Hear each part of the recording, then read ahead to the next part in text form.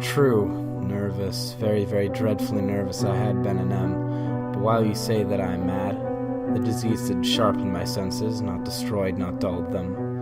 Above all else was a sense of hearing acute. I heard many things in the heaven and in the earth.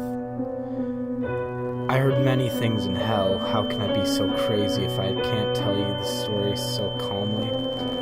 I can't remember when I came up with this idea, but once conceived it haunted me day and night.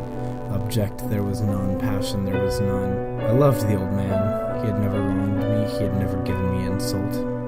I think it was the eye. Yes, it was this. He had the eye of a corpse, a deep yellow eye shrouded in evil. Whenever it fell upon me, my blood ran cold. And so by degrees, very gradually, I made up my mind to take the life of the old man, and thus rid myself of the eye forever.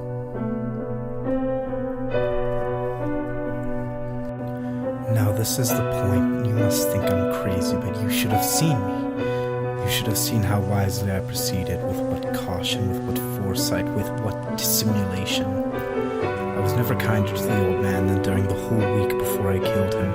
Every night of that week I opened his door very gently.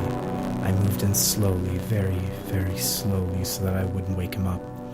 It took delicate procedure to move myself into his room. I let a thin ray of light fall upon this corpse eye, and this I did for 7 long nights, every night just at midnight, but I found the eye always closed. So it was impossible to do the work, for it was not the old man who vexed me, but his evil eye. And every morning when the day broke, I went boldly into the chamber and spoke courageously to him, calling him by name in a hearty tone and inquiring how he has passed the night. So you see, he would have been a very profound old man indeed, to suspect that every night, just at 12, I looked in on him while he slept. For a whole hour, I didn't move a muscle, and in the meantime I did not hear him lie down. He was still sitting in the bed listening, just as I've done night after night. I heard a groan, and I knew it was terror. I knew what the old man felt and pitied him, although I chuckled. I knew he had been lying awake ever since the first noise, because death, in approaching him, had stalked with his black shadow before him and enveloped him. When I had waited a long time, very patiently, without hearing him lie down, I resolved to turn on the flashlight. So I opened it. You cannot imagine how stealthily, until the ray fell upon the eye. It was open, wide open, and I grew furious as I gazed upon it. I saw it with the perfect distinctness, a dull hazel, and I had directed the ray precisely upon the damned spot. And for your information, what you mistake for madness is but oversensitivity of the senses. And then I heard a sound. I knew the sound well. It was the beating of the old man's heart. It increased my fury as the beating of a drum stimulates a soldier into courage. Even then I kept still. I barely breathed. I held the flashlight motionless. The hellish tattoo of the heart increased, louder every moment. I grew nervous. The beating grew louder. I thought the heart must burst. Now I was anxious a neighbor would hear. The old man's hour had come. With a loud yell I leaped into the room. In an instant I dragged him to the floor and I slit his throat. The old man was dead. I examined his heart. There was no pulsation. He was stone dead. His Eve would trouble me no more. If you still think I'm crazy, you will no longer think so when I describe all the precautions I took to hide the body. The night waned and I worked hastily but in silence. First of all, I dismembered the corpse. I cut off the head and the arms and the legs, and then I brought out a large chest so thick and sturdily built that it would surely hide the evidence of my deeds, so solidly made that I was certain when locked it would keep my secrets for good.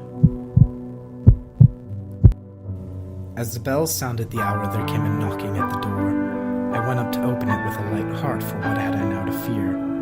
There entered a man who introduced himself as a friend of the old man's. He had intended to surprise him with a visit when he had heard a shriek from outside, and had finally brought himself the courage to investigate. I smiled, for what had I to fear? I bade the gentleman welcome. The shriek, I said, was my own in a dream. The old man, I mentioned, unfortunately was absent in the country. I took my visitor all over the house. I bade him search well. I led him at length to his chamber. I showed him his belongings, secure, undisturbed. In the enthusiasm of my confidence, I sat him down in my living room and desired him here to rest his fatigues, while I myself sat inches away from my victim's corpse, my legs resting on the chest in my hubris.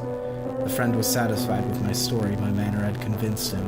I was singularly at ease, but after a while I felt myself getting pale, and I wished him gone. I began to hear a noise that stung my brain. I gasped for breath.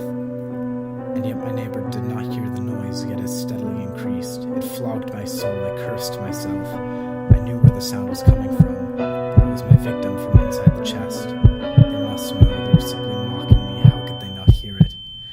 I felt that I must scream or die, and now, again.